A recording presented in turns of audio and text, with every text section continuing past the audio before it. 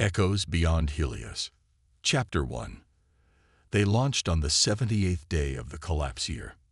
There were no ceremonies, no media coverage, no final words from world leaders. Humanity had stopped celebrating departures long ago. The planet had gone quiet, not in peace, but in exhaustion. From a forgotten launchpad carved into the rusted cliffs of Mars, a single vessel rose into the stars. The ship was named Daedalus. It was not built for beauty. Its hull was raw and angular, covered in radiation plating and shield modules. It looked like a weapon, and in some ways, it was. A last desperate arrow fired into the unknown. 9 crew members were aboard.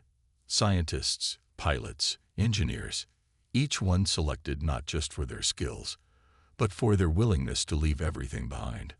They were heading toward the Helios Rift, over 300 light-years from Earth. Their mission was simple, on paper: locate the source of a mysterious repeating signal known as Echo 1. Study the system around the dying star designated HR 7314. Document everything. And if possible, return. Commander Irina Volkov sat alone in the observation cradle, her helmet resting against the curved glass.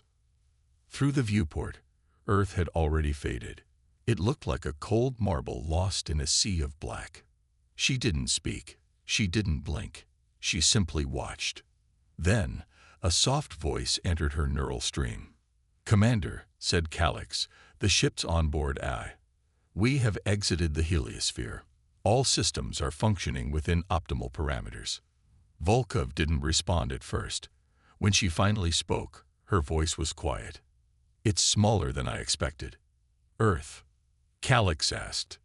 "No, the grief." The signal they were chasing had first appeared 3 years earlier. It wasn't radio, or light, or anything conventional. It pulsed through quantum entanglement, a kind of cosmic whisper that couldn't be blocked or jammed. It repeated every 31 hours. Not noise, not random. It carried structure, rhythm, a signature. Something intelligent was behind it. Some believed it was a warning. Others, a message. Some even called it a trap. But everyone agreed on one thing: it wasn't natural. Dr. Rajiv Anand sat in the signal lab, replaying the echo again and again. He wasn't a traditional linguist. He specialized in structure, in patterns that sat between language and music. He leaned closer to the waveform, speaking almost to himself. "This isn't machine code, and it's not organic either, but it's layered. There's recursion, repetition, intent."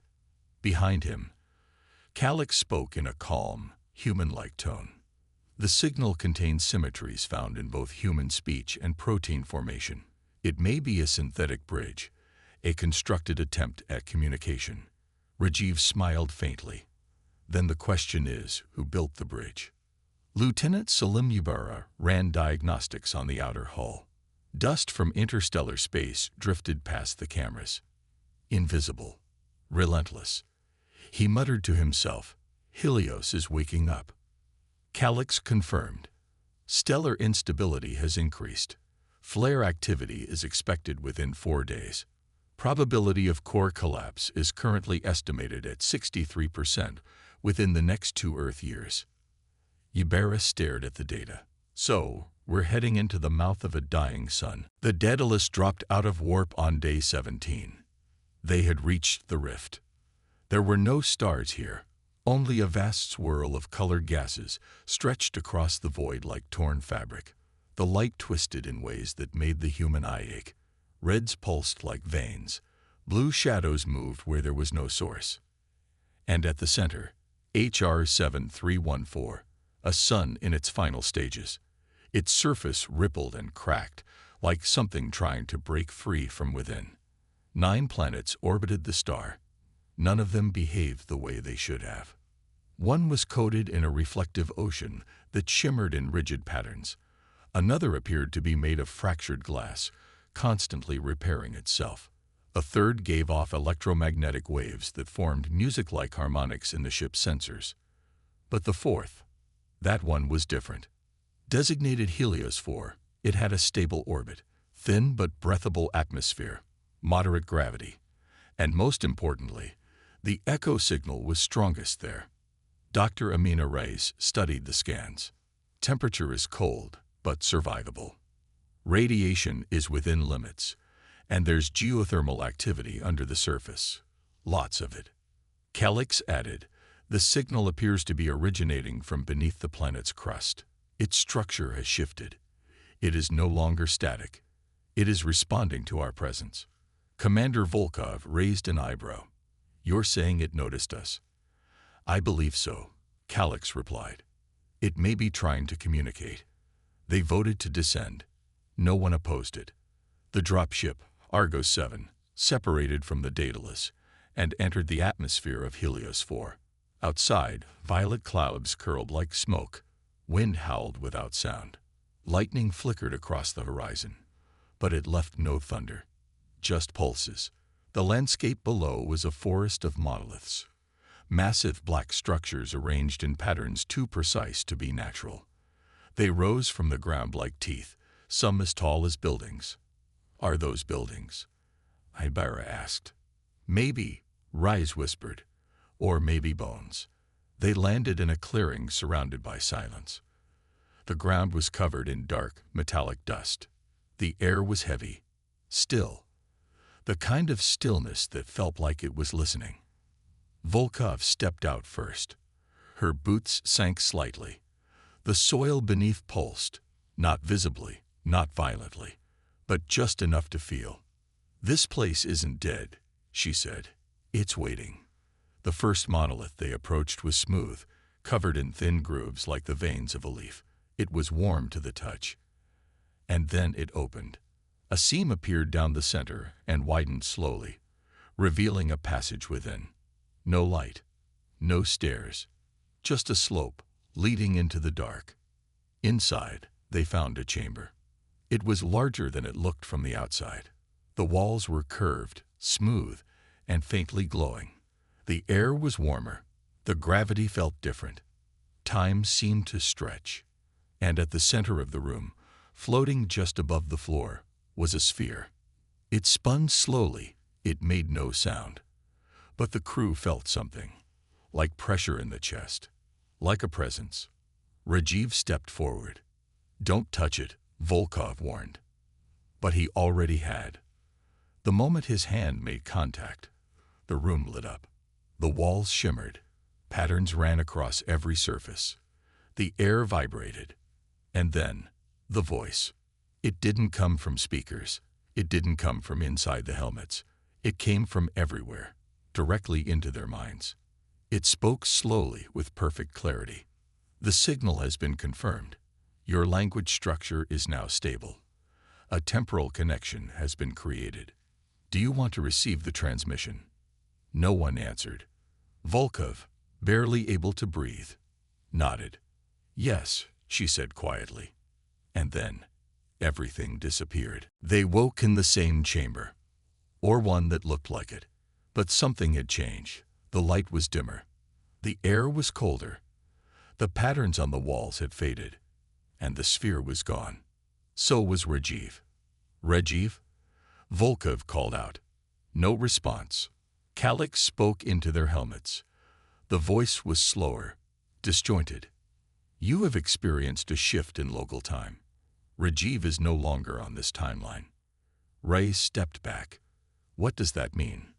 It means he's not dead, but he is elsewhere. They returned outside. The sky had changed. The twin moons were now visible. The clouds had thinned, and the landscape had changed. Scattered across the ground were objects, fragments of gear, helmets, tools, all of them marked with the Daedalus insignia. Some bore their own names. Ibarra picked up a cracked chest plate. His name was etched inside. I haven't lost this, he said, but here it is. Rise looked at him. Are we seeing the future? Maybe, Volkov said, or a version of it. Then the radio crackled. A voice came through. Rajiv's voice. Don't come looking for me. I'm not lost. I'm somewhere else. I've seen what's coming. I've seen it loop. Again and again. This place, it remembers. It shows us echoes, possible outcomes, reflections. Don't anchor again. The transmission ended. Back in orbit, the dataless recorded strange readings. Crew biosignatures appeared and vanished. The ship's internal clocks jumped forward, then back. Calyx could no longer verify reality. So it simply watched and waited. On the surface, the wind shifted, and a whisper passed through the monoliths. You came to find answers. You brought questions instead. You will not leave unchanged. The world outside had shifted. The sky was no longer violet. It had deepened into a darker blue, almost black, but the darkness shimmered, like oil catching light. The clouds hung still, frozen mid-motion, as if the sky had been paused. The monoliths had changed shape. Where once they stood tall and smooth, now they were twisted, cracked, and bent inward like old trees collapsing under their own weight. And the clearing where they had landed no longer existed. The shuttle was gone. Commander Volkov stood motionless, helmet facing the horizon. Her voice was low. Calyx, confirm position. Silence. Calyx, do you read? The ship's AI finally responded, but something in its voice was off. Slower, fragmented. I am. Here. Local coordinates are inconsistent. Mapping function. Unstable. Environmental variables no longer fixed. Volkov exhaled through her teeth. What the hell does that mean? It means, said Dr. Amina Reyes, stepping beside her, we're not just in a different place. She paused. We're in a different version of it. Lieutenant Ibarra activated his wrist display. The time stamp was wrong. Off by almost 40 minutes. Behind, not ahead. He tapped it twice. It flickered, then reset to 0. Nothing's holding still, he said. Volkov nodded. We stick together. Nobody splits. Nobody touches anything. They moved toward the nearest monolith. Unlike the others, this one had a symbol carved into it, a circular pattern with a center spiral. It pulsed slowly with a faint amber glow. The second Rajiv had disappeared. The sphere vanished. And now, these symbols had begun to appear across the site, like bruises on skin. Ray studied it carefully. I've seen this shape before. Where? On the DNA helix, in a folded protein structure. This spiral, it's biological. Ibarra frowned. You're saying these stones are alive. Not alive, but made by something that was. They walked for 3 hours. The world bent around them in ways that couldn't be measured. At times, the horizon curved up. At others, trees that hadn't existed before suddenly surrounded them. Once, they passed a boulder that was warm to the touch, and 20 minutes later, passed it again. Identical. Same crack, same moss, same shadow. It was like the planet was testing them, repeating them.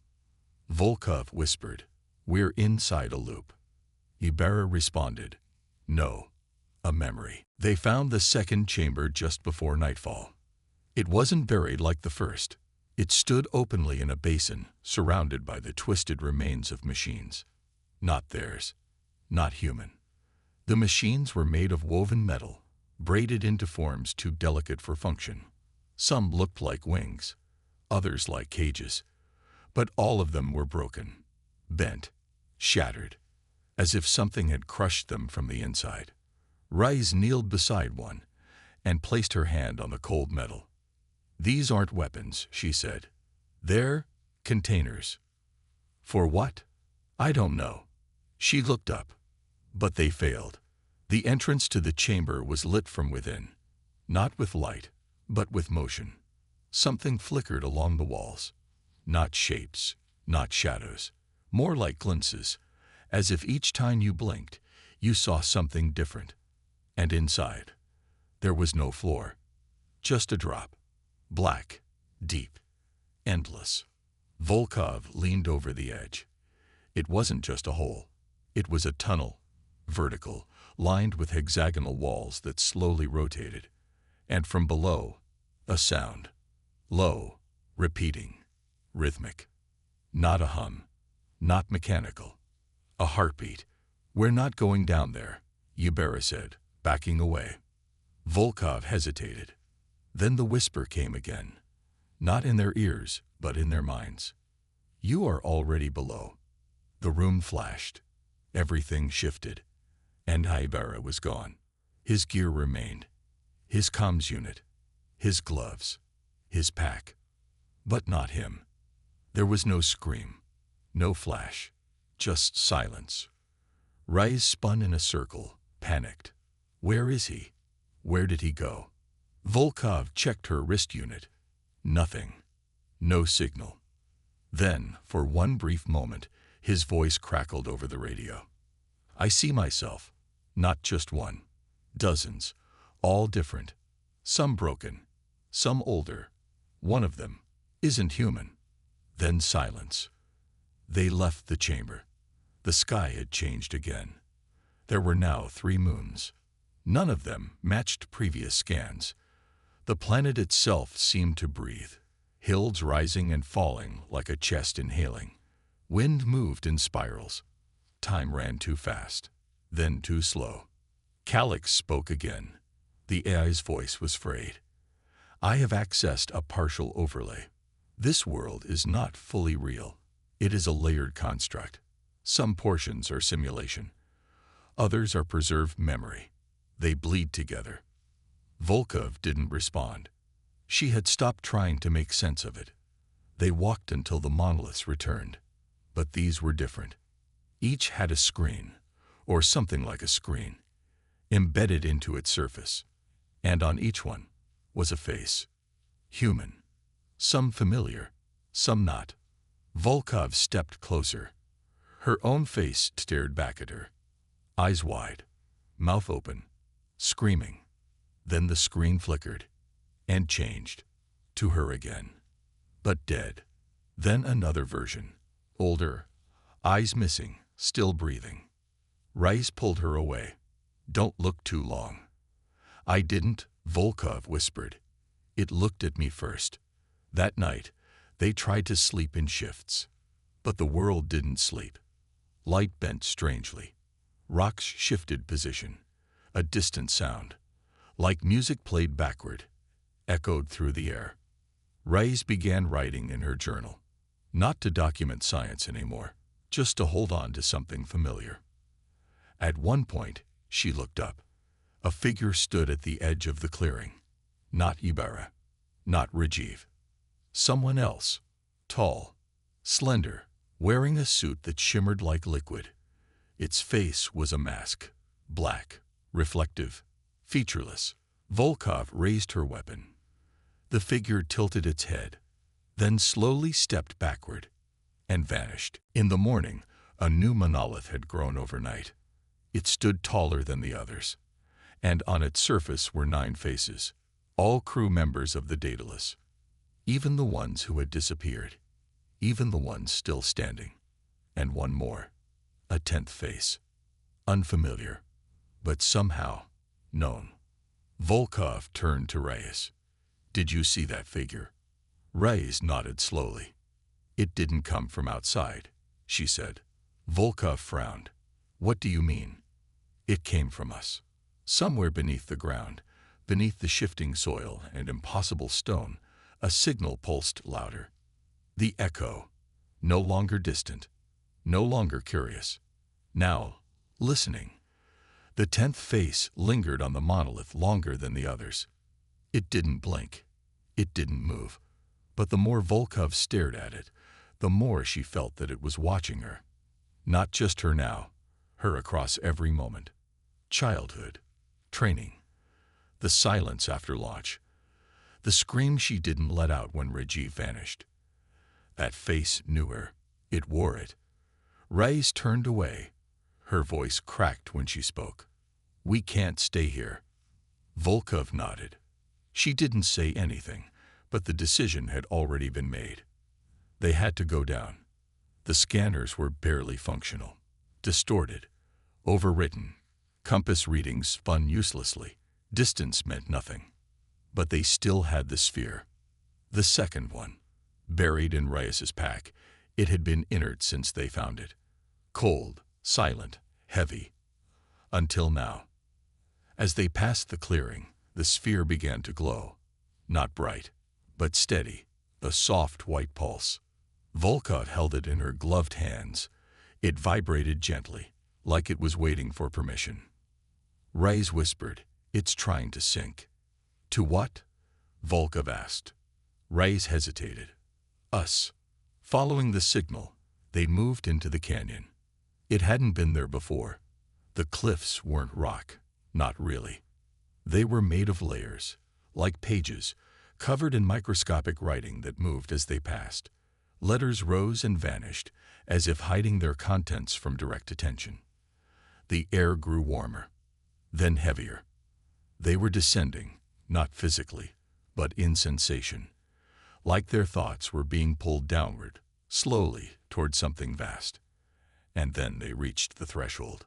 A door, or something like a door. A circular arch built into the canyon wall. Covered in the same spiral pattern as the monoliths, the sphere in Volkov's hand warmed instantly. It began to hum. The arch opened. No sound, no light. It simply peeled inward like soft fruit, revealing a tunnel of pure black. They entered. Inside, the tunnel twisted like a helix. Walls curved around them, pulsing gently, alive with faint movement just beneath the surface.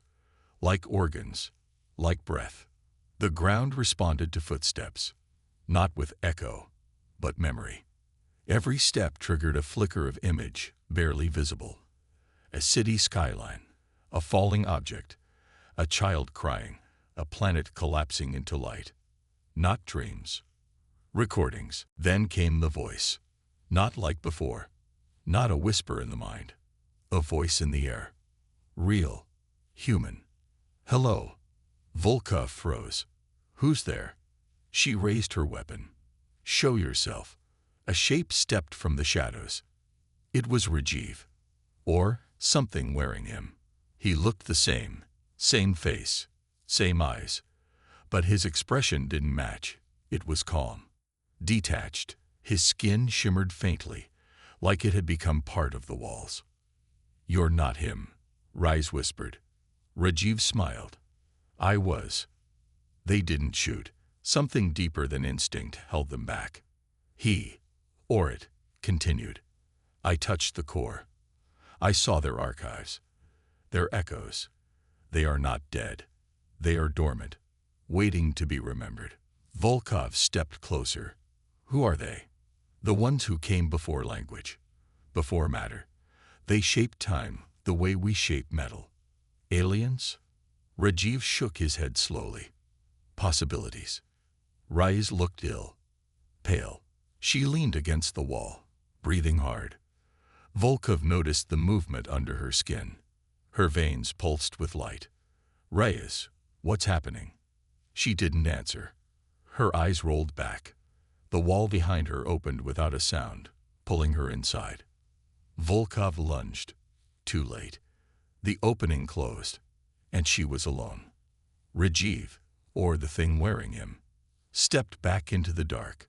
His last words echoed in the corridor. "This planet is not made of stone. It is made of memory. And it is remembering you." Volkov ran. She didn't know for how long. Time stretched and snapped. Her suit's timer reset itself twice. Her heartbeat became the only clock she trusted. At last, she found a chamber. It was not large, but it was alive. The floor was liquid, reflective like mercury. The ceiling showed stars, not real stars, but simulations, variations, alternate skies from versions of Earth that never were. She stepped forward, and the chamber reacted. The stars shifted. The floor began to rise, wrapping around her feet. Not trapping, scanning. Then the voice returned, but this time it was her own. "You have brought noise. You have brought fear. Let us show you what comes next." The walls dissolved, and she saw it. Not a future, not a memory. Something in between. She saw Earth, but not her Earth. A version where the echo signal was ignored. Humanity fell inward, collapsing under war and starvation. She saw another Earth, where the echo was answered too early. Contact triggered madness. Cities crumbled under shared thought. Language broke. Then another, where there was no signal. Just silence, ice, extinction. Then a version where Daedalus never launched. Volkov herself aged on Mars, buried beside a red dune, forgotten. Then another, where she became something else, a voice among signals, a watcher in orbit. She fell to her knees. Stop. The chamber listened. Everything froze. She stood up slowly. Her reflection stared back from the floor, but it wasn't hers. Older, change, eyes like mirrors. She turned away. I don't want to see. But the voice was gentle now. You came here to learn, and there is only one lesson. Volkov gritted her teeth. Which is? The voice paused, then answered. You are not the first. The walls shimmered and began to collapse. Not violently. Like sand slowly drifting off glass. The chamber dissolved into light, and she was back, standing in the canyon. The arch behind her was closed. Rise and Rajiv were gone. Only the sphere remained, now silent, cold, and black. She picked it up and turned to face the monoliths. There were now 10 of them, perfectly aligned. Each bore a face. This time, all 10 were hers. 10 versions, 10 lives, 10 ends. Above, in orbit, the Daedalus remained silent. Calyx had stopped speaking. Its systems were stable. But inside the ship, every screen showed the same phrase. It pulsed gently, once every 31 seconds. You are not alone. Volkov didn't sleep. She sat alone near the edge of a cracked plateau, the 10 monoliths behind her, the blackened sphere beside her. The sky shimmered with unfamiliar constellations. Stars rearranged themselves. Moons flickered in and out of existence. Her breath echoed inside her helmet. Calyx was still silent. Then, without warning, the sphere warmed. A new pulse, a new voice. Not external, not internal. It was her own voice, speaking words she had never said. We are the builders of futures. We shape what you become. She looked down at the sphere. It was opening, slowly, like a flower. Inside was a single strand of code, not digital, organic, living. She didn't touch it. She didn't need to. It had already touched her. Reyes returned at dawn, but not as herself.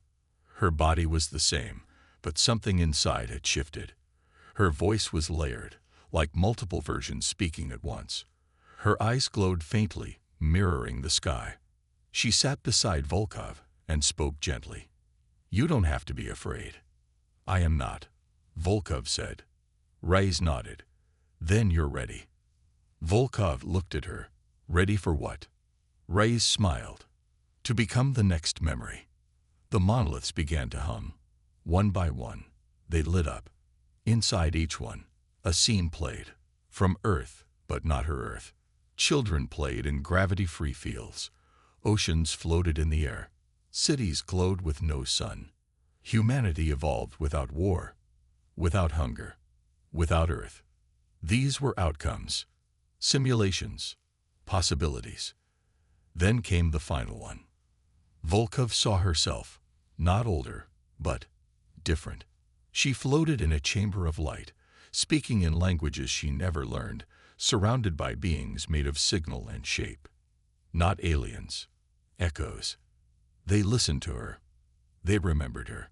The ground split open. The canyon roared. From below, a structure emerged. Vast, towering, a ring of impossible size, covered in patterns that danced like fire. It was not a machine. It was a gate. Rey stepped forward. Her voice carried no doubt. This is what they built. A way forward, not through space, not through time, but through remembrance. Volkov stared at the gate. Where does it lead? To what we could be. Volkov took one step, then another. The gate responded. Light wrapped around her. Her body became transparent. Her thoughts expanded, stretched, unfolded. She saw Rajiv, Yubera, Reyes, herself, thousands of versions, all walking, all choosing, all becoming. And beyond the gate, silence, then understanding. The Daedalus, still in orbit, received one final signal, a short transmission. Volkov's voice. We made contact. We crossed over. Memory is the new language now. And then, this isn't the end. It never was. It was only ever the echo of something still coming. The ship went dark, and the Helios rift closed.